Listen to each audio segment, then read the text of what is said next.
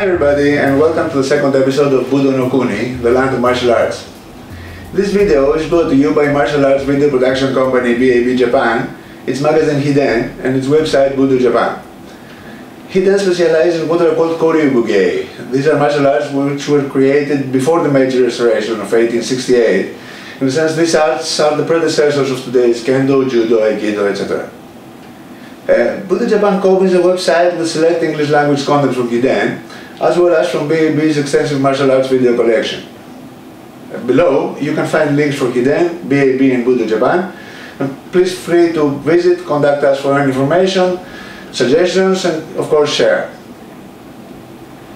Budo no Kuni is of course Japan, and in these videos we aim to introduce you to some of the non-Japanese who live or have lived in Japan for long periods of time and who have studied extensively these classic traditions, these koryu. My name is Grigoris Midiaresis. I write and occasionally take pictures for Hiden, and I also have been studying these arts for 11 years now, first in Greece, where I come from, and then here in Japan. For this second episode of Budo no Kuni, I'm happy to have with me Peter Boylan, a practitioner and teacher of both modern and classical Japanese martial arts, and a dear friend of almost 20 years. Peter has been practicing Budo for over 30 years, starting with Kodokan Judo and continuing with modern Iaido and Jodo, classic Shinto Ryu Jodo, and the classic Iaido of Shinto Hatakage-ryu, a very small school of which he is one of only 3 instructors. Besides working for various Japanese companies in the US, he has an online martial arts equipment store, which is called Mugendo Budogu, a strong internet presence in various forums, and also keeps the popular blog The Budoban, which last year a selection of blog posts from that blog became a book called Musings of a Budoban. The book is here. Despite having a rich and varied experience, what makes Peter stand out is that he doesn't stand out. He remains low profile and modest. He prefers the role of the student instead of that of the teacher, even though he is senior enough to have his own students in the US and to have the role of the senpai when at the dojo of his teachers here in Japan. Links to Peter's blog, book and shop can also be found right under this video, so you can check them out. And I'm sure you will agree that his brand of dojo wisdom is at the same time easy to understand and running quite deep, as you would expect from someone bumming around Budo for the best part of 30 years. So, Peter, yes, glad to have you here. And I remember that I first met you online in the Aikido L mailing list. Yes, back when mailing lists were a thing. Yeah, they were still a thing before Facebook and all the social media, but they were the social media at the time. Yes. So, what was an Aikidoka like you doing in a place of enlightenment and Aikido? I came into Aikido because my master's degree is in comparative religions. Right. And I wanted to do something tying both my love of Budo and my interest in comparative religions together. Mm-hmm. So I was studying Aikido towards writing a master's thesis on it. Mm-hmm. So I was looking at Aikido as a spiritual practice. Mm-hmm. So you came to meet Aikido people and get some insights about what Aikido is and all that. And one of the things that I noticed there, and I've been really admiring about you for many years, is that you are not confrontational at all. You seem to be going along nicely with everyone. And this is sort of unexpected, especially for someone who comes from a judo background. Well,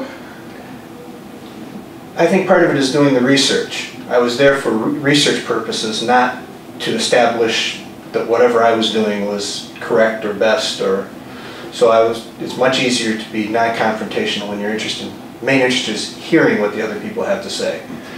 But generally speaking, you are also not confrontational, I understand, right? Yeah, I tend to let it slide by.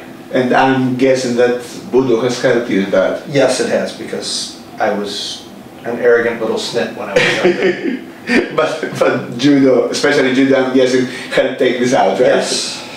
Okay, so since we're talking about Judo, why don't you tell us how did you start Judo? Well, because I understand, that Judo was your first martial art, yes, right? Judo was my first martial art. I started that in college. And I came into it through a circuitous route. I read the Tao of Pu when I was in high school and became interested in Chinese philosophy. Which, for the people who don't know it, it's it's a sort of easy way to understand the Tao Te Ching, right? Yes, yes. And this was the 1980s, well before the internet. So I couldn't find very much, but as I was looking for things, there was no Tai Chi. There was very little Aikido at the time. And when I got to college, they had a judo class. And this tells you how little I knew. I thought, oh, judo, that's similar to Tai Chi. Okay, because Japan is similar to China and everything. And it has do in the name. Right. Yes. So let's do that. Yeah, so I started taking judo in college. Okay. And judo, was that brought in Japan? A combination of doing judo, and I had gotten into the comparative religions department at the university, and I had my bachelor's degree, and I wanted to get a master's degree and a PhD. And you need language skills for that. Okay. So I chose to come to Japan because I had a very good Japanese religions professor, and I was doing judo, so I had developed an interest in Budo in general, and Japan. So since you are interested in Japanese religion, it makes sense that you will learn the Japanese language, and what better place to learn Japanese language than Japan itself, right? Yes. And when did you come to Japan, and how did you come to Japan? I mean, you just put the backpack on and came to Japan? Almost that easy. Okay. When I was in my last year of college, I was looking for a way to come to Japan. And I looked at different programs to come and study, and I was in the International Studies office, and they said, oh, well, we also have this new thing called the JET program. You go to Japan and teach. And the JET program was new back then. It was only 2 years old back then. Right. So I'm looking at this and going, I can pay, or I can be paid. Okay. It was a tough decision after 5 years as a pro college student. I'm pretty sure. So you came to Japan in? 1990. 1990. Yeah. Okay, and you stayed for? The first time I stayed for 4 years. 4 years. Yeah. And then you returned to the US and came back? Yeah, I returned to the US, I got my master's degree, then I came back to Japan, and we stayed for about 3 years that time. And I come back every year. Yeah, and I know that since you've been coming to Japan, we should also mention that Peter's family is Japanese, his wife is Japanese, so now he has even more reasons Yes. to be in Japan. And you, of course, you kept on practicing. Yes. You started by practicing judo in Japan? Yes. Well, I was practicing judo in college. Yeah, and then when I came to Japan, I was a Nikyu, but I had 4 years of judo in the U.S. Okay. And so they very rapidly promoted me to Shodan. Okay. Yes. And I proceeded to get my butt kicked quite sincerely at every practice. Okay. Just to make sure I didn't get any ideas that I knew something. Yes. But you finally managed to learn something. I did. I'm guessing. I did. I felt that I had learned something, and I was progressing when we'd get visitors into the dojo in Hachiman, and they'd come to try out the gaijin in the dojo. Right. And one of the senpai would pull them aside when they saw them headed towards me and whisper in their ear about what to be careful of. Okay. So you knew that they knew that you knew something. Yes. Okay.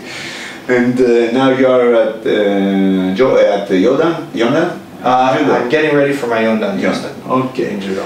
And at some point you moved to weapons, right? Yes. And could you tell us a little bit more about how this happened? Well, I was riding home from getting a haircut.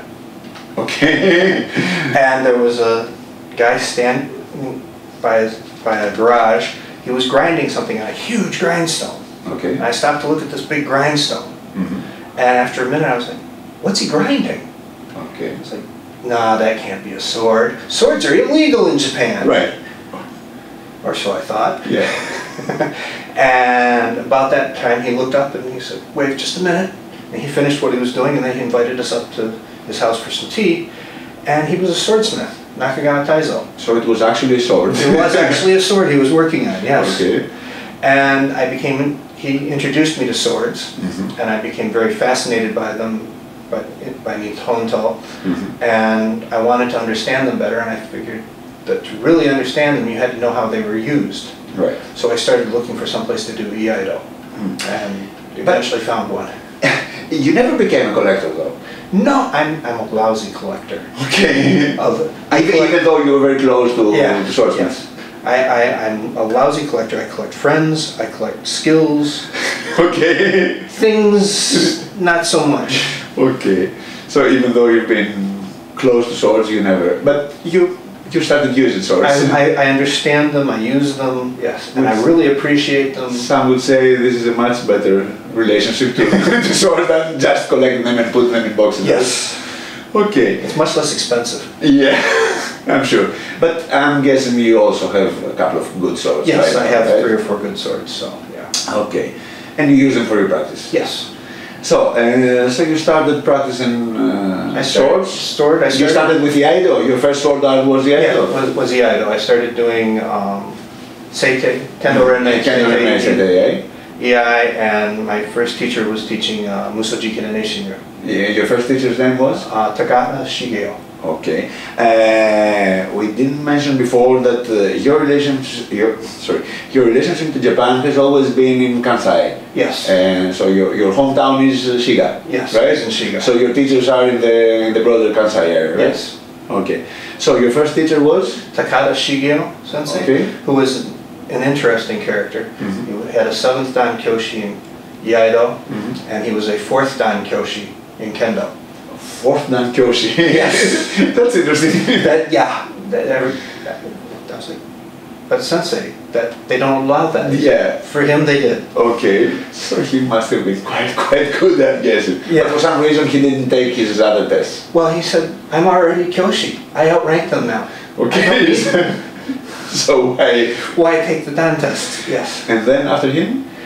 Well, he passed away in 1998. But prior to that, he had introduced me to one of his colleagues, his fellow student, Kiyama Hiroshi sensei. And Kiyama sensei took me in as a student after Takada sensei passed away. We're still talking about Iai, right? It's all Iai, yes. And I understand that Kiyama sensei is your main teacher. He is my main Iai teacher, right? Main Iai teacher for the last 20 years, yes. And under him you've grown up to what grade now? I'm Godan? Godan. You're Godan? Going for Rokudan. Going for Rokudan in the next year, or trying for it anyway. So every time you visit Japan, you have a good opportunity to go and train with Kiyama sensei. Yes. And he tells me all the things I'm doing wrong. Okay, of course. And just for the record, let's say that Kiyama sensei now is 93. 93? Yes. Okay, but he's still going strong. He's still going strong, yes. Okay. And at some point you also moved to the classical arts. Yes. The koryu arts, yeah. right? I had been doing some Musoji Kiden Shinryu, and Kiyama sensei also. Together with your Zenkenren, yeah.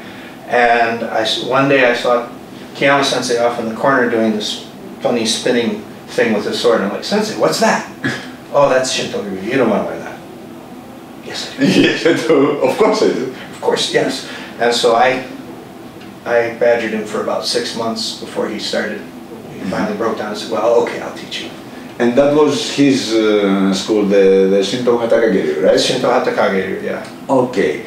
And, well, let's talk a little about the Shinto Hatakage-ryu. I'm going to ask you something else, but I can ask that later. All right. So, first of all, let's say that you have worked with Kiyama sensei to keep this school alive, right? Yes. And part of it is this book. Yeah. It's a small volume about Shinto Hatakage-ryu, which has been translated by you, right? Yes. And these are all Sensei's notes that he made for me. Okay, so what is this school? Because, to be honest, the first and only time I've heard about this school was from you, right? Well, that's reasonable because there are only, when I started doing it, there was Kiyama sensei and one other person in the dojo had learned some from him. Okay. And Kiyama sensei was very shy about teaching it because he did not receive a license from his teacher. Okay. His teacher, we had Shinto Hatakage-ryu, 2 teachers died within a month. Tusoke. It's one of these weird things that happen sometimes and can really make a school go extinct, in a weekend. Yes. Basically. Noda Shigeyuki sensei passed away from old age, and a month later his son died in a car crash. Yeah. So, and there you have it. There we have it, yeah.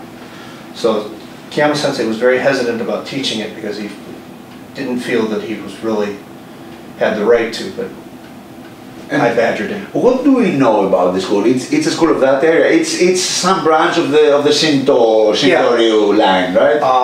The founder did, as far as we know, did Kashima Shinto-ryu. Okay. And we can trace it back to to him moving to a shrine in Gifu-ken in Seiki. Okay, in Seiki. Yeah, it's also very famous for its swords and cutlery and all that. Yeah, and it's a fairly large shrine, Muge Hachiman, Jinja. And I have to make a pilgrimage up there. At some point, try and go through their records and see if there's what records they have. But maybe there is something there. Yeah. And at some time, this school moved to Kusatsu in Shiga. Okay. Yes. That was at the beginning of the 20th century. Yeah. And at some point, Kiyama Sensei got exposed to it. Noda Sensei was teaching in Kusatsu. He was teaching Kendo and Iai, and he was teaching Eishin-ryu Iai and doing Shinto Hatakage-ryu. And Kiyama Sensei had many opportunities to train with him, to watch him, to see what he was doing. So he learned from him, but he never got... there was never anything official. There was never any official teachings. And I understand that at some point when you were his only there was one other Shinto Hatakage-ryu student, and now there are that I know of that he has given licenses to. There's 2 Americans doing it. Me and Deborah Klens-Bigman in New York City.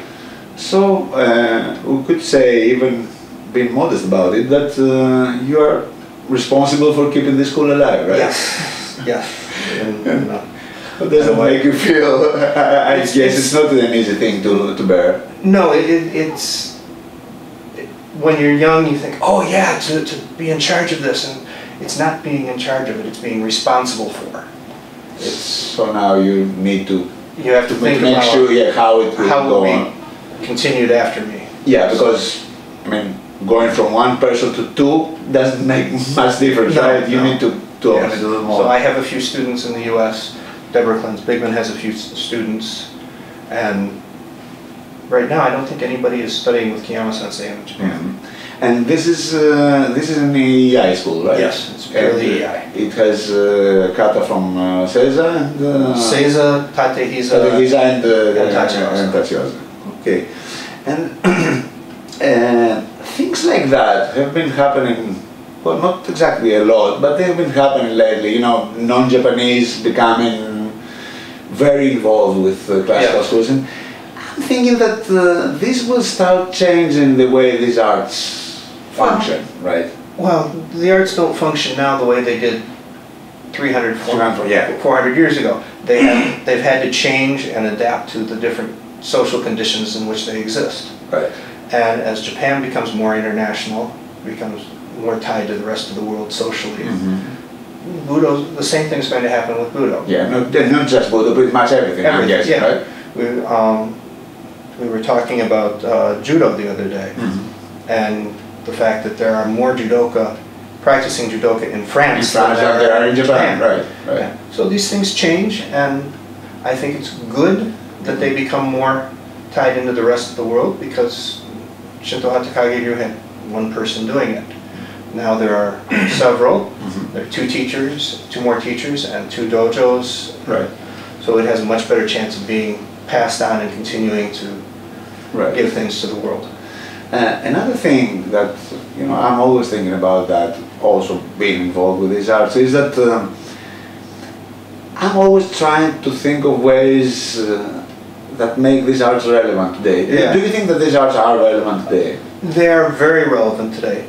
In fact, I would say they are relevant for many of the same reasons that they were relevant during the Edo period. Okay. Because the Edo period was not a time of war. Well, there was some conflict, but not really war. But it was not war, and conflict was minimum, and you wanted to avoid getting into fights and trouble. Right. So it was more about mastering the mind and mastering yourself and developing that than it was about getting ready to go into a fight. And through that, developing the art itself as well, right? Yeah. And those things, we're still trying to develop people to mature them into wonderful human beings, which takes a lot of work. Yeah. So to the extent that our society today is close to that society, it makes sense that these arts would still exist and still... Yes. Okay.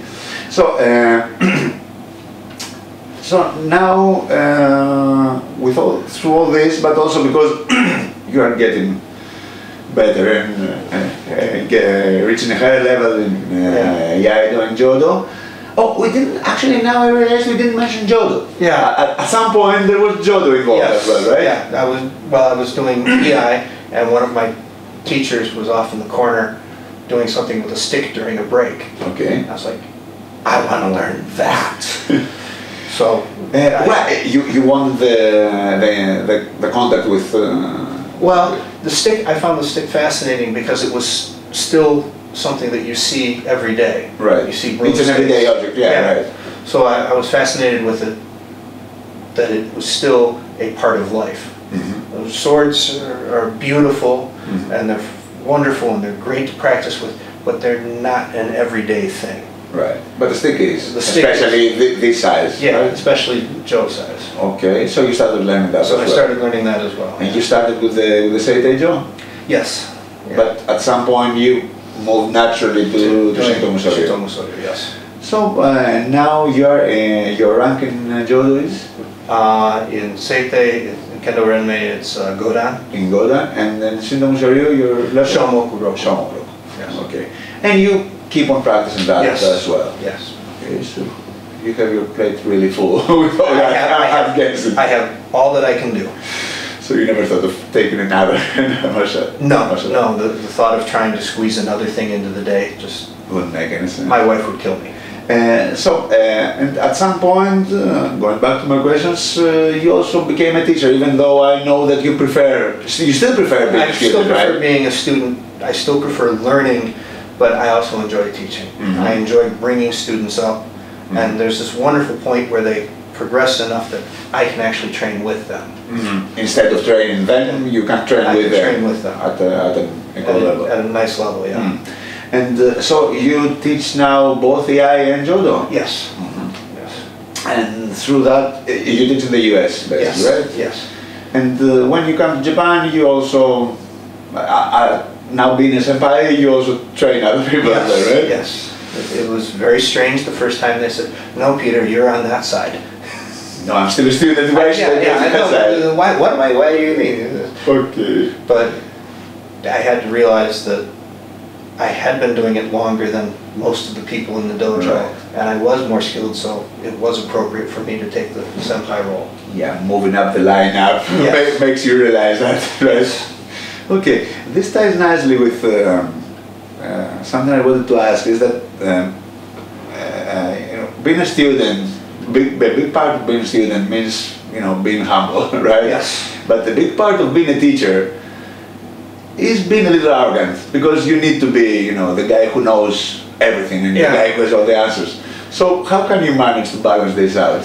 Well, and especially considering that in these arts, teaching is a big part of the art itself, right? And that's why in the end they don't give us diplomas of proficiency, they give us teaching licenses, right? They expect us to teach them. We're expected to teach. Yeah. And my license from Kiyama Sensei right now is a Jun Shihan. Right. So you are the teacher of Shinto Hatakage-ryu, right? And what I tell my students is, this is my understanding today. Okay. Because my understanding hopefully will continue to grow and develop. So maybe after a few years I may tell you to do it differently. Okay. And people have to make peace with that. Yes. Okay. And so you are an authority of sorts. Yeah, I can't escape it. You're getting there. Yeah. Another thing that has made you an authority, especially online, is your blog. Okay, you started the blog, the Budo blog. Yes. By the way, I always found this nickname very interesting, because a BAM is basically not a good thing to say about someone, right? Yeah. Well, although I started using it on Aikido L. The mailing list, the Aikido mailing list. Because there were several other Peters. on the Right. list. So you get something to separate. So it was Peter the Budo bum. Okay. Yeah, I remember he asked your signature. Yeah. And I chose that from the idea of like a tennis bum or a golf bum, someone who's reasonably good at this and good enough to go around and scrape together a living, and not great, not a star, but good enough to go from place to place and be able to teach someone and to do all right. Which also ties nicely with the idea of the wandering swordsman of Japan Fault, right? Yes. Moving around, learning a new school, or learning a few techniques from another school, and teaching a little, and then moving on and all that. And your blog became quite popular, right? Much to my surprise. And I understand that you only get, not only, but you mostly get good reviews, positive reviews, right? Yeah. I'm surprised at how few snarky comments I get. And why did you start a blog? I mean, everyone starts a blog at some point, but everyone has a story. Mainly, I was annoyed with all of the misinformation about Budo. There are a lot of books, really bad Budo books out there. There's a few good ones and a lot of bad ones, and there are a lot of really bad Budo blogs and things out there, and I wanted to present something more from the point of view of someone who has trained in Japan and has more of a Japanese Budo viewpoint than someone who's never been there and is just imagining what it might be. By the way, I still find it extremely amazing, extremely weird and amazing that even at this day and age, when you have the internet, you can travel, you can come to Japan pretty much on a budget, and still people get things very, very wrong about Japan. Yes. I ran into people who were trying to out-Japanese with the very rigid formality and everyone running around yelling "os" and all of these. I was like, no. Yeah. People in Japan don't do that. No. Well, some people in Japan do that. Yeah, but it's comparatively rare. Yeah. Right. And particularly for Koryu Budo, it's a very different atmosphere. Right. Much more relaxed, but at the same time very focused. Yeah. We were discussing that the other day. There's a lot of awareness, even though it's not formal and rigid. People are aware of what's going on, and they're polite, but there's room for a smile, for a laugh. You know when it's appropriate to make a joke and when it's appropriate to knuckle down and train. And for the most part, at least to my eyes, it looks like it's always very, good-hearted. Yes. So even if you screw up, someone will laugh at you, but they will laugh at you in a good way. Yes, because if it's a senior laughing at you, they're laughing because they've done the same thing at some point. Probably. So they know that you're on a good way to correct that, right? And so you started your blog, and it became popular, and at some point you decided to make a book out of it. Musings of a Budo bum.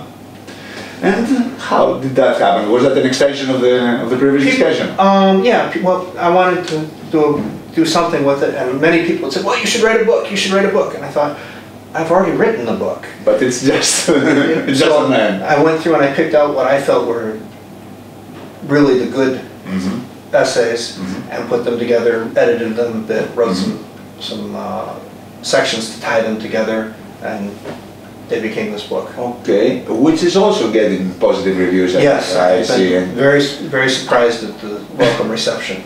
And some of the Budo world heavyweights also. Yes, have written some very nice things about it. It's very humbling.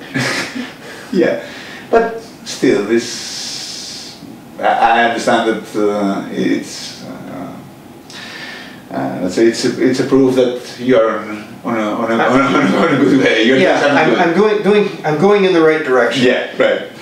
And also, your job is basically working for Japanese companies in the US, right? Usually, I understand it's mostly like a communication facilitator or something like that. Well, I do sales for Japanese automotive companies, so my job is to get yelled at by everyone. Okay. The Americans can yell at me, the Japanese can yell at me, and I can kind of communicate back and forth between the two. But it's interesting that you are also among those people who have found a way to do something out of their knowledge of Japan and how things work in Japan, right? Yeah.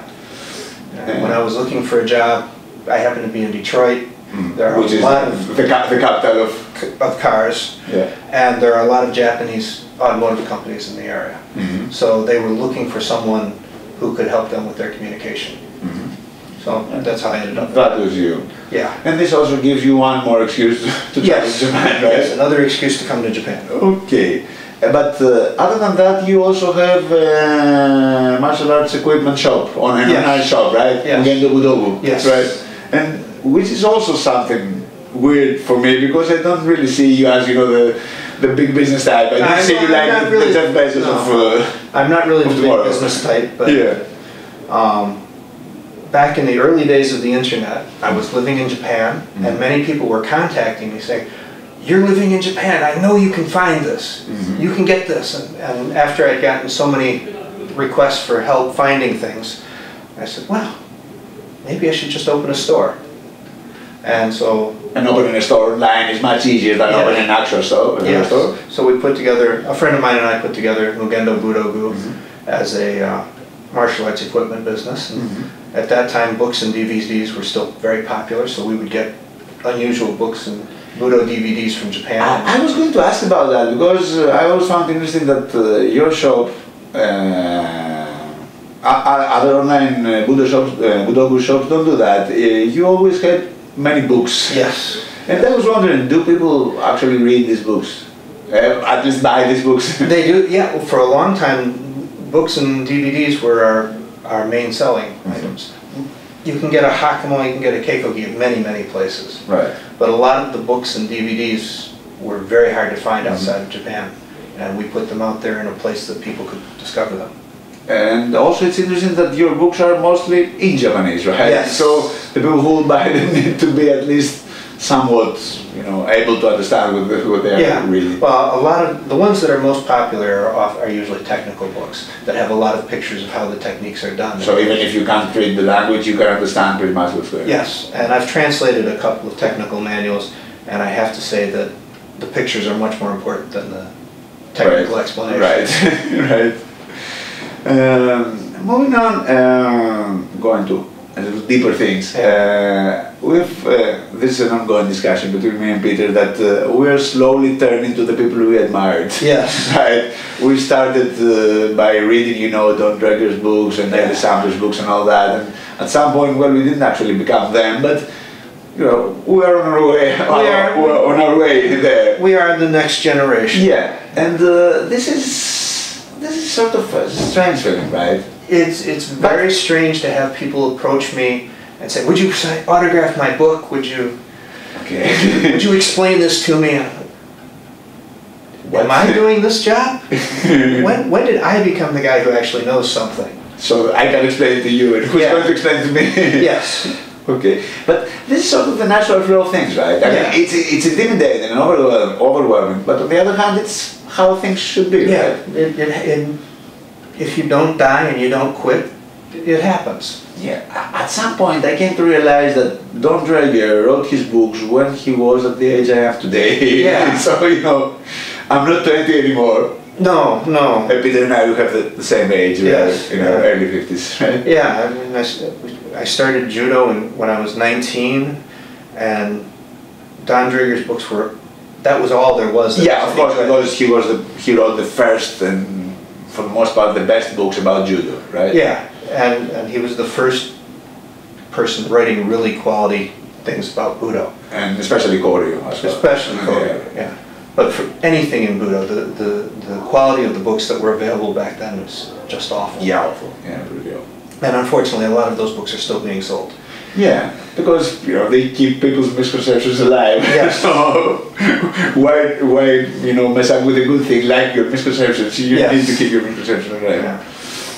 Yeah. So yeah, we'll be coming. Yeah, and in another 10 years, we'll be in our 60s, and we'll be the gray-haired ones, and I'm already gray-haired. There's plenty of that in my beard. Okay. So, yeah, but your understanding is becoming better, right? Yes. I mean, Yeah. Every year I get a little deeper understanding. I appreciate some aspects a little bit more. I'm still learning. I'm still reading. I'm still researching.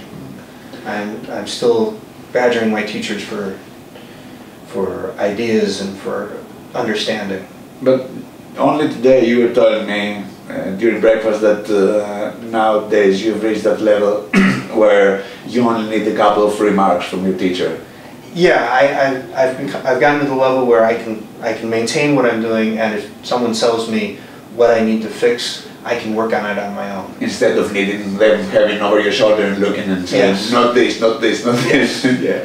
Yeah, now, which is a relief, because when I first moved back to the U.S. after doing Budo in Japan for 7 or 8 years, I was not there. My Budo kind of deteriorated, and I had to come back to Japan and see my teachers and have them really work on me every year. Yeah, I remember you saying things along these lines online, or when we first met, because we also met over the internet. Yeah. But now this doesn't happen. No, now my Budo is strong enough to sustain itself, and then with my teachers I can continue improving. Okay, that's good. At some point I did an interview with Dave Lowry. Dave Lowry is the person responsible for the concept of dojo wisdom, writing about dojo in an everyday, as an everyday thing. And the last thing he told me, I asked him if he could say something for my readers, and he said that one of his teachers, one asked, what do you have at the end of a lifetime of Budo training? And he answered his own question by saying, you have a lifetime of training. Yes. Yeah. And I love this story. I think it says everything you have to say about Budo. Yeah. Right? Yeah. What do you think about that? I think it's very true. The training is its own reward. One of my favorite little myths from Budo is a story. 3 old senseis are sitting around in the dojo. And they've been doing Budo. And the first one says, well, I've trained for 30 years. And the second one says, I've trained for 40 years. And they both look at their senior who's sitting there, and he says, I trained this morning. Yeah. It's the training is what it's all about. Yeah, it's about doing the training and how that changes you and develops you and carries you through. And we talked a lot about misconceptions, and I think one of the biggest misconceptions people have about Budo is that you can get to the really deep stuff and the really esoteric stuff and the really philosophical stuff sort of by passing training. Yes, yeah. I think this is a huge mistake. Yeah. You need to train, because the training embodies all of those other things and makes them real. Even the philosophical stuff. Even the philosophical stuff. We can talk about Mushin. We can talk about Fudoshi. Yeah. We can talk about all of these concepts, but they don't really mean anything until you train them and do them, because Budo is an active philosophy. You have to. It's a practiced philosophy, not a. It's not just a theory that you can just read about it. You can talk about, well, there's the orthodox way of doing things, but Budo is orthopraxics. It's all about the practice. I mean, for all that I can write, most of what I do is practice. I train, and from that I get a little bit that I can write about. But and your insights come from that, right? Yes. So you need other people, and you need to go to the dojo and actually sweat and bleed occasionally, and cry, get some bruises, and right. And through that you will eventually get to enlightenment or whatever it is. And one last thing, since we are in Japan, we're talking about Japan, and 20 years ago, Mike and Diane Scholes, a couple very famous for their research, especially in Koryu Budo, they said online that do you want Koryu? Come to Japan. And I was wondering, does this still stand? I mean, do you still need to come to Japan and be in Japan to learn Budo? Koryu and Budo in general? In general, I would say if you really want to understand Budo, you need to come to Japan. There are a few places outside Japan where you can get it. The Scosses dojo. Yeah, they have their own dojo now. They have their own dojo in the U.S. and there's enough depth and understanding there that they've brought back from Japan that you could really learn Budo there. But those places are very rare. And if you happen to be near them, it's okay. But okay. Otherwise, yeah, you need to come to Japan. There are ideas and there are things in the reishiki which seem ridiculous if you live in America. But when you come to Japan and you bump up into the modern versions of them, suddenly it makes a whole lot more sense. And you can't get that depth anywhere else. Yeah, I usually tell people that, you know, you get to say onegaishimasu only in the dojo. The average Japanese says onegaishimasu every day 50 times. Yes. When they buy a bag of cigarettes, they say onegaishimasu. Yes. So you have to understand how everything functions in the cultural context. Yes. Right. Yeah. Well, and there's just the depth. Right. I mean, which you won't get outside. You can't find that in any dojo outside Japan. When I trained with Kiyama Sensei's dojo in Kusatsu, the median rank was 5th dan. Right, right. And there were almost as many 7th dans as there were everybody else. Yeah. So that kind of depth, you learn things without even being aware of learning them. You just absorb them from the environment. Right, right.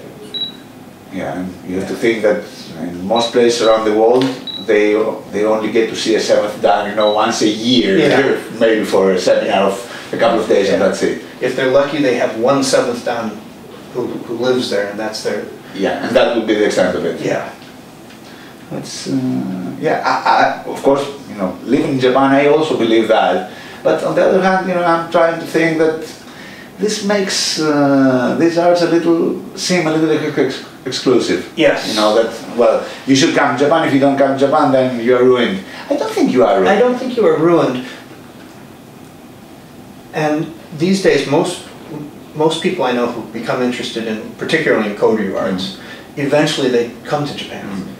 They'll come for gashuku, or they'll come to spend a couple of weeks with a senior teacher. Even if they don't live in Japan, they'll have a relationship with They'll have a relationship and they will get exposed to that. They'll come to the dojo and really feel it. And I think that's really important. And I've seen people come back from training in Japan and their perspective shifts. Their eyes really open. Yes. Okay. Yeah. Okay. So, with this, we'll bring this second episode of Budo no Kuni to an end. Peter, thank you very much for taking the time to talk with us. And of course, we would like to thank all of you for watching Budo no Kuni, the land of martial arts. Be sure to check below the links for Peter Boylan's work and books, and also for links to BAB's videos, Hidden Magazine and BudoJapan.com. If you like what you saw, you know, tell the world, tell your friends. If you didn't tell us, you'll find contact information below, and we'll try to do better next time. Thank you very much. Bye. Thank you.